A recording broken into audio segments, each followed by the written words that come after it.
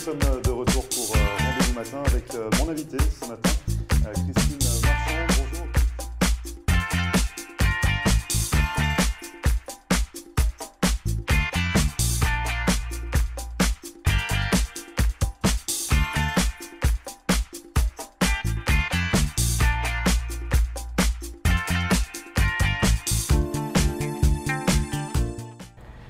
Bonjour à tous, bienvenue, merci de regarder Rendez-vous matin. Nous sommes le mercredi 29 novembre et ce matin pour notre rubrique consacrée à l'immigration aux États-Unis, nous allons une nouvelle fois aborder la carte verte basée sur le mariage et nous allons nous intéresser à cette condition temporaire. Si jamais vous êtes refusé lors de cette demande de suppression, quelle est la procédure à suivre? Qu'est-ce qui s'offre à vous? Qu'est-ce que vous pouvez faire? Maître Marcel Poirier répondra à toutes vos questions dans un instant. Et puis en seconde partie, comme chaque mercredi, vous avez l'habitude, on passera à table avec Sylvie Delenclos qui nous a concocté, comme promis, une bûche. Aujourd'hui, la recette traditionnelle au café. On va en parler avec elle. Restez avec nous, on revient juste après ça.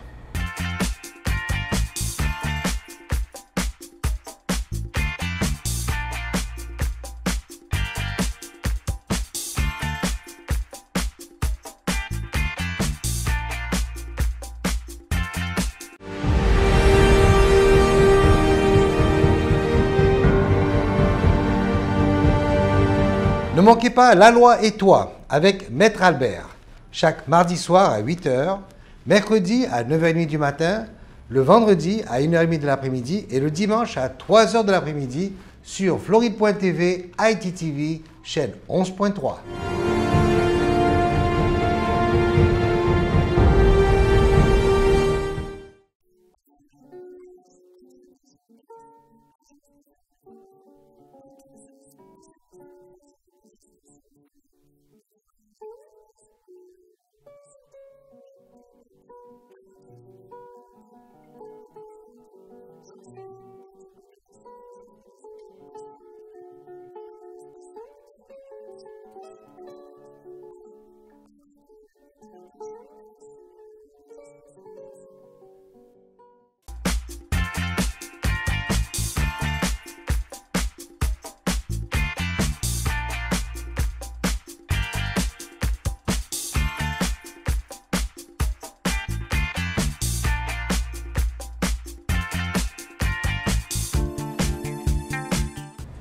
Merci à vous de regarder Rendez-vous matin pour cette nouvelle rubrique consacrée à l'immigration aux États-Unis avec Maître Marcel Poirier. Nous allons continuer d'aborder cette carte verte basée sur le mariage. Nous vous avions expliqué quels étaient les critères à réunir afin de l'obtenir. Aujourd'hui, on va s'intéresser à savoir comment enlever cette condition temporaire au bout de 2 ans, mais surtout en cas de refus, qu'est-ce qui se passe? Pour répondre à toutes vos questions, Maître Marcel Poirier. Bonjour Maître. Bonjour Grégory. Alors voilà, on continue notre sujet sur cette carte verte obtenue grâce au mariage.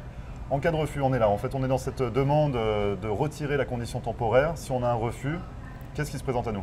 Alors, si vous avez un refus de la condition, il existe un programme administratif, ça veut dire une demande administrative de faire revoir la décision. Donc, tout n'est pas perdu. En cas de refus, tout n'est pas perdu. Tout n'est pas perdu. On peut vous demander une reconsidération ou une autre procédure pour que l'évidence ou, pardon, les preuves soient revues. Et en cas de refus de la procédure administrative, vous pouvez quand même aller devant un juge. Donc, et là, devant un juge... C'est compliqué, c'est long, comment ça se passe en fait? C'est long, c'est assez long. Avant d'arriver devant un juge, il y a environ 1 an et demi. Et devant un juge, là, vous allez être capable de présenter des témoins, présenter des documents, expliquer au juge que c'est une vraie relation ou non. Donc on va développer tout ça, justement, les preuves, on va en parler. Mais si on a un refus, est-ce qu'on peut rester quand même sur le territoire ou on est obligé de ressortir? Ça se passe comment en attendant de passer devant le juge? Alors, durant les procédures administratives, vous êtes considéré normalement illégal, vous êtes considéré illégal, mais si à la fin de la procédure administrative, l'immigration vous a donné une approbation, alors tout ça est retiré. Vous redevenez légal et la période d'illégalité est effacée. Ouais. La même chose si vous êtes devant le juge. Et durant les procédures administratives, même si vous êtes considéré illégal, pendant que ça se passe, les gens ne sont pas capables de renouveler leur permis de travail ou leur carte verte temporaire, mais ils ne vont pas être déportés parce que vous êtes en procédure. Alors, c'est un peu compliqué, mais c'est mieux de continuer d'aller de l'avant que de rester complètement illégal. Et donc, pendant cette procédure administrative, justement, quelles sont les preuves à rassembler? À quel niveau on peut agir pour prouver que ce mariage avait une véracité?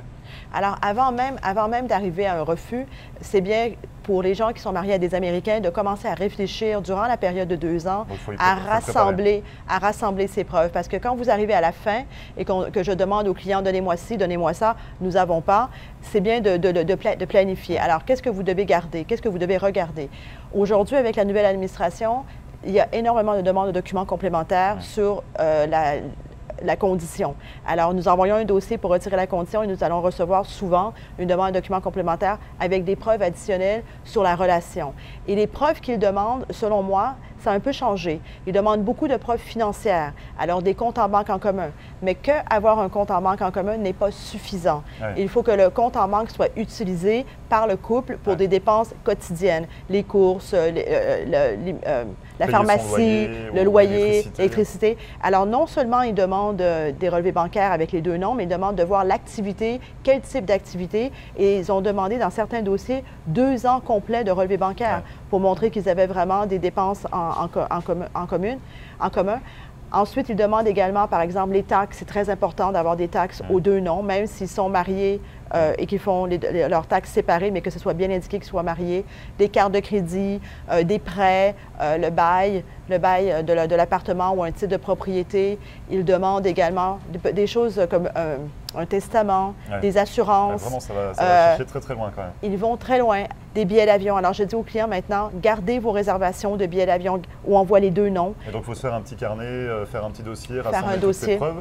Et de garder aussi des cartes de vœux, des cartes de Saint-Valentin, un peu comme les adolescents font, de se garder un petit livre avec toutes leurs preuves, parce que ça prouve la relation. Alors, tout ça devient très, très important pour la condition. Et avec l'évolution également des nouvelles technologies, on parle de photos, on parle d'échanges de SMS, c'est ça, de messages sur smartphone? Alors, ça a changé, ça a évolué avec la technologie. Maintenant, ils regardent Facebook. Vous pouvez imprimer des photos, des conversations sur Facebook. Ils regardent Instagram également. WhatsApp, maintenant, je dis aux clients de faire une photo de leur écran, si vous voulez, pour montrer qu'ils ont eu des conversations WhatsApp.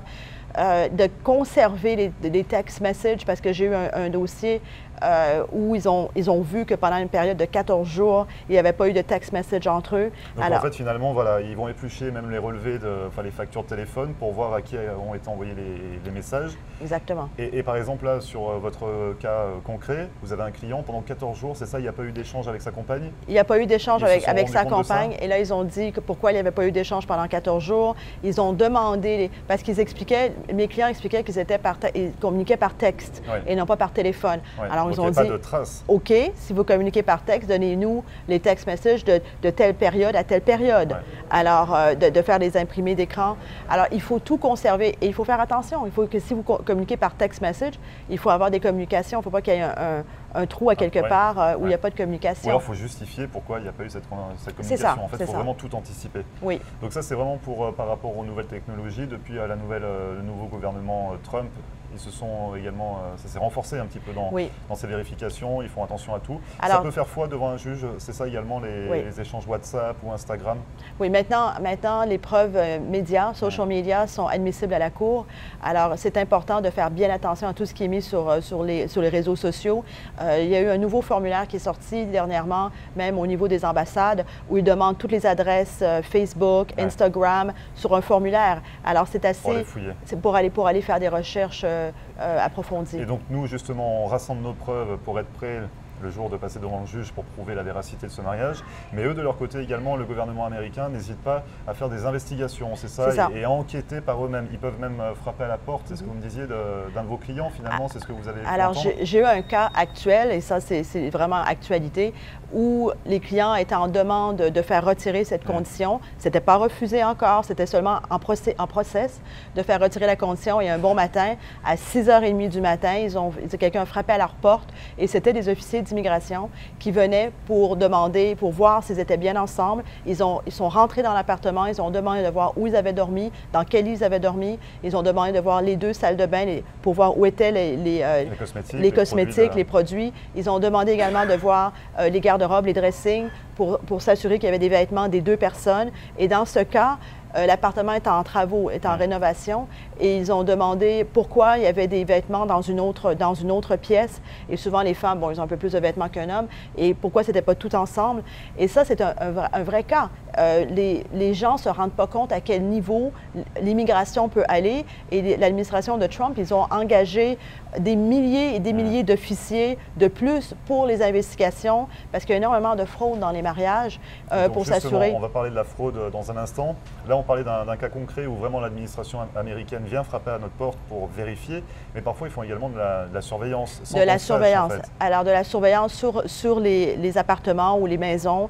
J'ai eu un cas également où il y avait quelqu'un de l'autre côté de la rue qui suivait, qui regardait, qui essayait de prendre des photos pour voir qui rentrait, qui sortait. Si vous habitez dans un immeuble comme ici à Miami, il y a beaucoup avec les valets. Ils peuvent aller parler aux valets, ils peuvent aller parler aux voisins, poser des questions, s'assurer que c'est une vraie relation. Et j'ai eu un cas où la personne avait été photographiée avec une autre personne et durant une interview, ils ont sorti les photos pour dire alors qui est cette personne qui n'est pas votre femme. C'est très sérieux, c'est très, très sérieux. Et après, ils peuvent demander d'avoir d'autres interviews parce que tous les gens pensent que retirer la condition, c'est fait que par la poste. Non, ils peuvent demander d'autres interviews une fois, deux fois. C'est beaucoup plus poussé en termes de preuves que c'était avant, que c'était même durant la période Obama. Alors aujourd'hui, quand on se marie à un Américain, il faut vraiment que ça soit très sérieux et il faut se préparer, il faut avoir un bon dossier parce que s'il détermine qu'il y a une fraude à quelque part, ça devient du pénal. Et justement, donc là, on voit que ça va très très loin. Ils vont chercher très très loin dans l'investigation. C'est très sérieux et justement, en cas de fraude, qu'est-ce qu'on risque? S'il y a une détermination de fraude et d'illégalité, c'est de la fraude fédérale, alors ça devient criminel. Alors l'Américain a des charges criminelles, alors qu'il peut aller en prison. Le non-américain, la personne qui demandait la carte verte, fait aussi une période de prison avant d'être déporté. Parce que souvent, les clients me disent « Oui, mais c'est pas grave, s'il m'arrive quelque chose, tout ce que je fais, c'est de me retourner dans mon pays. » Non, non, non, non. Avant, vous allez payer pour avoir fait une fraude aux États-Unis et un juge, vous passez devant un juge criminel fédéral, c'est la Cour fédérale, et un juge peut déterminer de vous donner 1 an, 2 ans, 3 ans de prison. Et après, vous repartez dans votre pays, mais pas avant d'avoir terminé votre terme de prison. Et pour l'Américain aussi peut avoir une période d'emprisonnement. Alors, ce sont des cartes vertes à aujourd'hui qu'il faut faire très attention de la qualité des preuves que vous rassemblez durant la période de 2 ans, elle est critique. Aujourd'hui, nous n'avons plus comme dans le temps les comptes de téléphone où nous voyons tous les numéros de téléphone. Beaucoup de gens utilisent WhatsApp, des différents réseaux, Skype. Il faut trouver une façon de documenter la relation. Alors, pas seulement des photos, parce que des photos, ça ne leur suffit pas. Il faut avoir même comme je vous disais, j'expliquais, des cartes, conserver des preuves qu'ils ont fait des activités ensemble. C'est très, très sérieux. Et donc justement, en cas de fraude, on l'a compris, on risque d'avoir donc une peine de prison. Est-ce qu'il y a une amende également à payer? Est-ce qu'il y a une somme d'argent qui peut être demandée? Est-ce que ça peut arriver? Ça peut arriver, mais ça, c'est à la discrétion de la Cour de demander une amende. Mais c'est plutôt quand vous arrivez avec une fraude, c'est du criminel. Alors, à moins qu'il y ait une perte d'argent, qu'ils ont besoin de faire ce qu'ils appellent une restitution, c'est souvent une peine d'emprisonnement. Le divorce est annulé à ce moment-là? Le divorce n'est pas annulé. Les gens continuent le divorce. Alors, en cas de divorce, alors nous n'aurons peut-être pas le temps aujourd'hui d'en parler. On en parlera la prochaine fois, mais au cas où, si on est emprisonné, s'ils se rendent compte que finalement il y a eu fraude dans ce mariage, est-ce qu'ils prononcent un divorce? Non, non. Donc la procédure se fera par la suite. Oui. Ça, on en parlera dans une prochaine émission ensemble. Alors. Et puis donc, vous le disiez, on fait notre peine de prison ici aux États-Unis, on est déporté. Est-ce qu'il y a des répercussions pour la suite? Est-ce qu'on a interdiction de territoire? Est-ce que ça peut arriver? C'est interdiction de territoire à vie. Et après, pour revenir, c'est très difficile. Il faut demander un waiver. Mais ça, nous pourrons en reparler dans une deuxième émission. Donc au-delà d'une peine de prison, finalement, voilà, c'est une interdiction. Enfin, ça prend des proportions assez énormes. Donc il faut faire attention à ces fraudes. Exactement. Qui sont prises très au sérieux. Donc justement, Maître Marcel Poirier, dans une prochaine émission, on continuera encore de parler de ce sujet de carte verte obtenue grâce au mariage. On parlera notamment en cas de divorce, comment ça se passe. Est-ce qu'on peut garder la carte verte ou pas? On en parlera ensemble. Mais également, on verra, parfois c'est un peu long pour faire enlever cette condition temporaire. Et on peut demander la nationalité durant la période. Donc savoir comment ça se passe dans ces cas-là. Il y a beaucoup de choses encore à dire. Ce sera l'occasion d'une nouvelle rubrique consacrée à l'immigration aux États-Unis. Avec vous, Maître Marcel Poirier. Et si on a des questions, comment on peut vous contacter? Alors, si vous avez des questions, vous m'appelez au bureau à 305-854-4445. par email à marcelpoirier@marcelpoirier.com et nous serons ravis de répondre à vos questions complémentaires. Très bien, merci beaucoup Maître Marcel Poirier. On se retrouve très prochainement pour une nouvelle rubrique consacrée à l'immigration aux États-Unis. Merci Grégory. Et vous ne bougez pas, on revient juste après ça.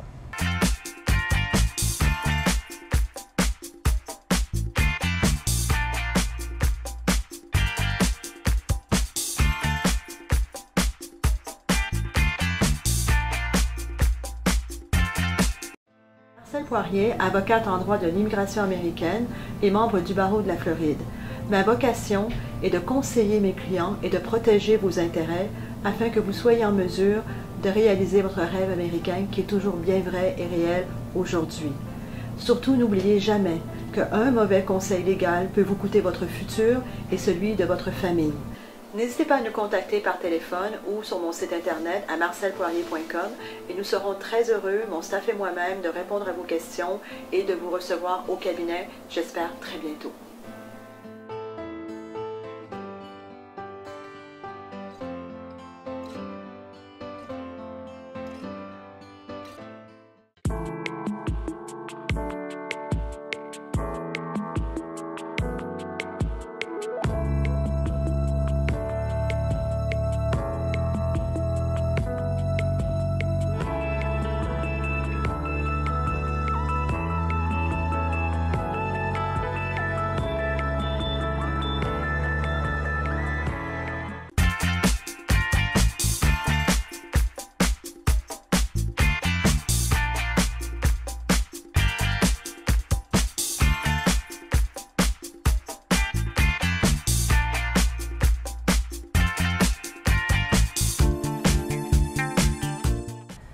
Merci à vous de regarder Rendez-vous matin. Comme promis, je vous le disais, on va passer à table, comme chaque mercredi également, vous en avez l'habitude, avec Sylvie Delonclos. Bonjour Sylvie. Bonjour Grégory. Et cette semaine, vous avez tenu promesse parce que vous avez concocté une bûche de Noël, comme voilà. annoncé la semaine dernière. Donc on va commencer à préparer plusieurs bûches de Noël. Des bûches différentes. Bon, là, cette semaine, c'est la première. La traditionnelle. La traditionnelle, c'est-à-dire la bûche roulée. Le gâteau qui est roulé. Voilà. Donc elle est au café, celle-ci. Et bon, les bûches, il y a toujours un petit peu d'histoire, forcément, comme à chaque fois. Donc on va en parler. Ça date d'il y a très longtemps. Et à l'époque, on ne la mangeait pas, cette bûche.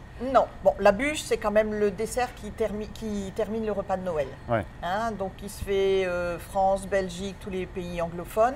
Et puis au Liban et au Vietnam aussi, on fait la bûche de Noël. Voilà. Alors oui, ça date du Moyen-Âge, l'époque où donc les paysans amenaient un cadeau à leur seigneur et ils n'étaient pas bien riches. Donc à l'époque, c'était on apportait un tronc d'arbre.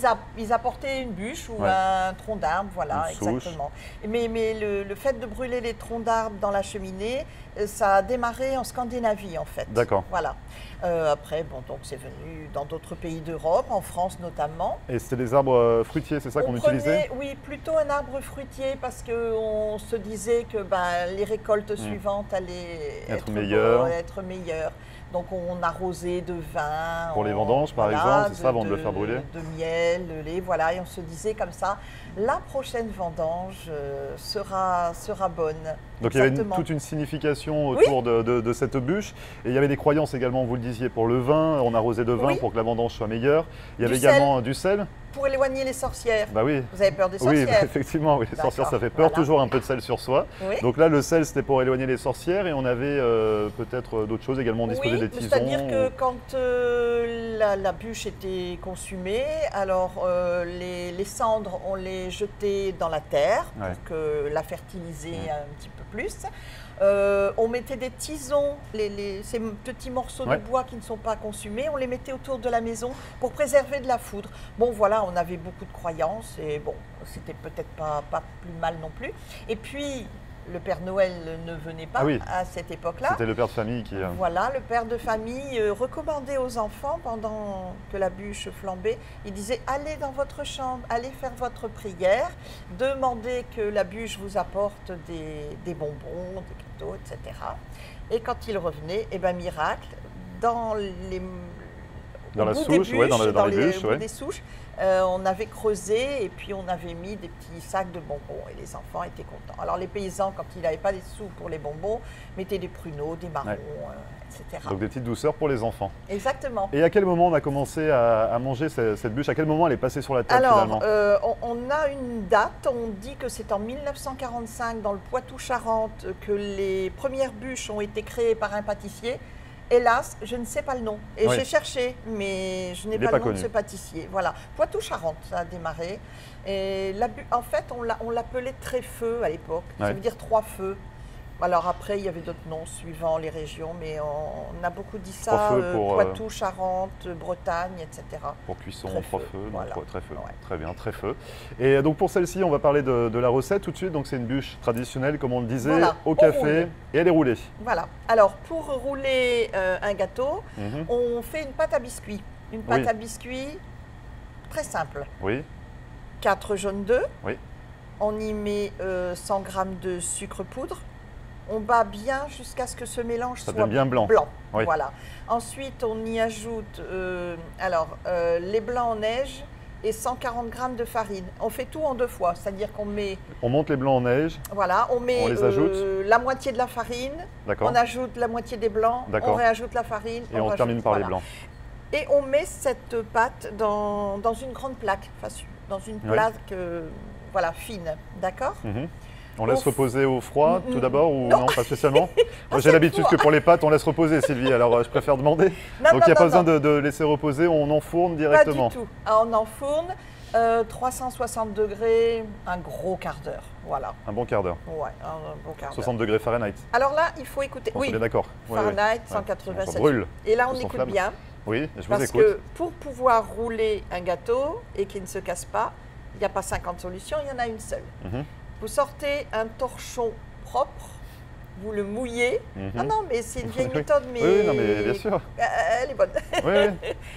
Ce torchon mouillé, vous le mettez sur votre plan de travail. Vous démoulez votre pâte à biscuits. Hop, oui. Retirez le moule. Oui. Et puis, vous roulez tout de suite avec votre torchon. Et vous ne bougez plus. On ne touche plus. Non, on ne touche plus. Donc on et roule. Là, oui, on roule. Mais on ne met pas la garniture tout de suite. D'abord, on la roule à vide. Voilà. Et il faut la laisser refroidir un petit peu. 20 minutes, ça va très vite. Hein. Donc on la roule comme un maquis. Exactement. C'est ça, avec le torchon. Oui. D'accord. Et là, elle est bien roulée et puis surtout, elle ne va pas casser. Parce que si vous démoulez et puis que vous voulez rouler, même pas on en parle. Ok, ça sert à rien. D'accord, très bien. Donc on passe à la garniture, donc il y en a plusieurs, forcément, on les connaît. Bon, là on est parti sur une crème au beurre café. Oui. Ce qu'on faisait il y a 50 ans, hein, quand on était enfant, c'était des bûches comme ça, vanille, chocolat, café, grand marnier, marron, enfin, il y a des quantités de garnitures. Donc là, notre crème au beurre, eh bien, on prend 150 g de beurre, on y ajoute du café très très fort. Donc un expresso? Oui, ouais, plus fort encore. D'accord, bien serré. Oui, bien serré, mais avec une grosse cuillère à soupe, ça va être suffisant. Du sucre, 50 g de sucre. Et puis 2 jaunes d'œufs. Alors tout ça, on mixe bien. Ouais. Et puis quand notre bûche est un peu refroidie, eh bien on va la dérouler cette fois-ci. Dérouler doucement. Ouais. Et puis hop, on met notre crème. C'est-à-dire hop, on glisse. Alors attendez. Donc c'est-à-dire qu'on on déroule. Non, on l'étale, mais sur le bord là, vous savez, ça fait comme un petit escargot. Oui. Voilà. Donc on la déroule, mais ce que je veux dire, c'est qu'on la badigeonne ensuite de garniture, de crème Alors, au beurre. sur le dessus, on remet la garniture et puis on fait une déco. Bon, là, je vous ai mis des petites meringues et puis des truffes pailletées d'or, mais on peut mettre, je sais qu'en France, au Québec probablement aussi. Partout. Des petites scies en plastique, des petits champignons. Les petits Pères Noël, des sapins. Des nains, des sapins, etc. Bon, aujourd'hui, on a tendance à un peu laisser ça de côté, mais les enfants aiment bien, c'est un peu dommage. Oui. Je vous coupe, c'est surtout pour montrer l'intérieur. L'intérieur. Donc vous avez le couteau, hop, je ne sais pas si on... Voilà, normalement, on doit bien voir. Si on voit bien, il y a votre... Oui, On va dire qu'on voit bien. Et du coup, donc, on voit que c'est bien enroulé. Ah oui, c'est bien enroulé. Ah oui, donc c'est ça. Donc il y a eu la garniture à l'intérieur et vous avez mis de la garniture à l'extérieur. Oui, oui, oui, oui. Mais vous savez, on peut très bien utiliser ce type de gâteau pour faire simplement un biscuit roulé à la confiture. C'est plus une bûche de Noël. Oui, mais donc on fait la recette voilà, du gâteau. Les mercredis à la maison, les enfants jouent et hop, un gâteau roulé, c'est très rapide, un gâteau roulé à la confiture. En prenant bien la technique au torchon. Ah, le torchon. Sinon, ça ne fonctionne pas, vous avez bien retenu. Torchon mouillé. Mouillé. On peut parler des décorations, parce que finalement, si on souhaite également la décorer comme vous, la meringue. Ah, ce sont des petites, voilà, des toutes petites meringues. Bon, bah là, très facile. On prend 2 blancs d'œufs qu'on bat en neige. Au fur et à mesure que les blancs montent, on incorpore du sucre. On y incorpore 125 grammes de sucre. Oui. Voilà. Et puis, quand la meringue est très ferme, il faut, comme on dit, elle doit faire un bec d'oiseau. Oui, d'accord. Voilà. Oui. Et bien, on met des petites pointes à la poche, plus ou moins grandes. Hein. Et ça, ce sont des truffes au chocolat. Que vous avez fait vous-même? Beurre et cacao, voilà. Tout simplement, et on en fait quoi après du... Voilà. Eh ben, on ramollit. Une fois que c'est... Parce que c'est mou, on met au frigo pour les durcir. Donc là, voilà. Et donc c'est juste un mélange de beurre et de cacao. Pour faire Noël. Ah oui, oui, oui. Tout simplement. Tout simplement. D'accord. Oui, c'est très bon ça également. Voilà. Très bien, donc ça c'était la première recette de bûche. De bûche de Noël. Après, on va essayer d'année. d'en faire d'autres avec des inserts. Et puis alors, vous savez, il y a une chose, Grégory, c'est que tous les gâteaux, par exemple, que j'amène une fois toutes les 2 semaines, on peut les faire en forme de bûche. Vous savez, le gâteau de l'autre fois, la tarte sablée caramel. Ah oui, qui était de la bombe d'ailleurs, vous me l'aviez promis, et effectivement c'était de la bombe. C'était bon. Oui. Voilà, on peut faire une tatin, on peut faire... Donc on peut faire une tatin en bûche? Mais bien sûr, on peut fait un fraisier. Et quand vous me parlez d'insert, les bûches avec insert, c'est quoi exactement? Alors ça, c'est autre chose. D'accord, c'est différent. Alors les inserts, on fait un insert en forme, en mousse de fruits. Oui. Voilà. Ah oui, je vois. Elle peut être glacée ou elle peut être... Alors, on peut faire aussi des bûches glacées. Je vois. Donc, vous nous en concocterez une, je vais y arriver comme ça. J'attends les moules à insert. Donc, Et on fera peut-être également une création d'un gâteau en bûche. Ça peut être très intéressant également. Donc ça, on retrouvera dans les prochaines semaines. Mais bien sûr, on en reparlera avec vous. Il y a plein de possibilités. C'est jamais qu'une forme, hein, la bûche. Donc ça, on verra ça avec vous. On verra ça avec vous. La tradition. Si on souhaite avoir une bûche ou d'autres choses de vous, Sylvie, comment on peut vous contacter? Alors, téléphone 954 579 23 11.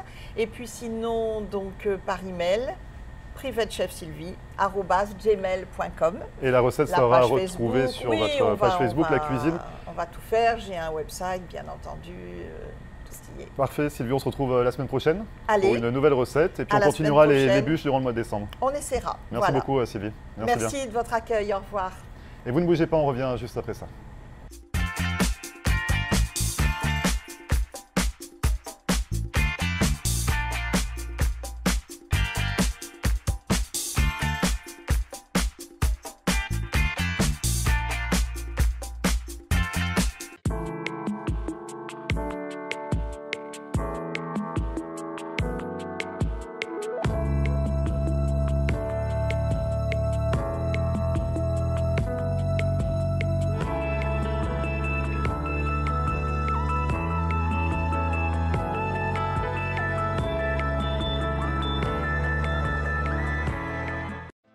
Marcelle Poirier, avocate en droit de l'immigration américaine et membre du barreau de la Floride. Ma vocation est de conseiller mes clients et de protéger vos intérêts afin que vous soyez en mesure de réaliser votre rêve américain qui est toujours bien vrai et réel aujourd'hui. Surtout, n'oubliez jamais qu'un mauvais conseil légal peut vous coûter votre futur et celui de votre famille. N'hésitez pas à nous contacter par téléphone ou sur mon site internet à marcelpoirier.com et nous serons très heureux, mon staff et moi-même, de répondre à vos questions et de vous recevoir au cabinet, j'espère très bientôt.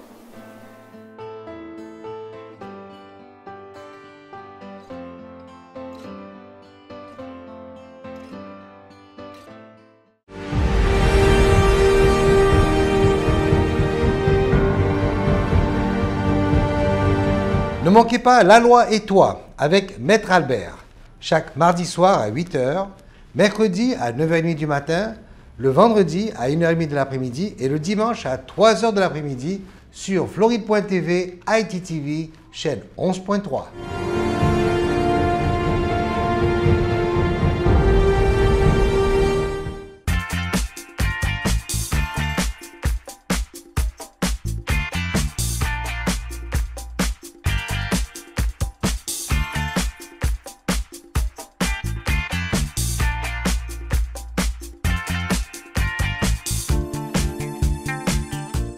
Merci à vous d'avoir suivi Rendez-vous Matin, c'est fini pour aujourd'hui. Cette émission est à retrouver sur notre page Facebook, floride.tv. Vous pouvez également nous contacter par mail à floride.tv@gmail.com. D'ici là, on se retrouve demain pour une nouvelle émission. Je vous souhaite une très bonne journée et à demain, 9h. Et voilà, nous sommes de retour pour Rendez-vous Matin avec mon invité ce matin, Christine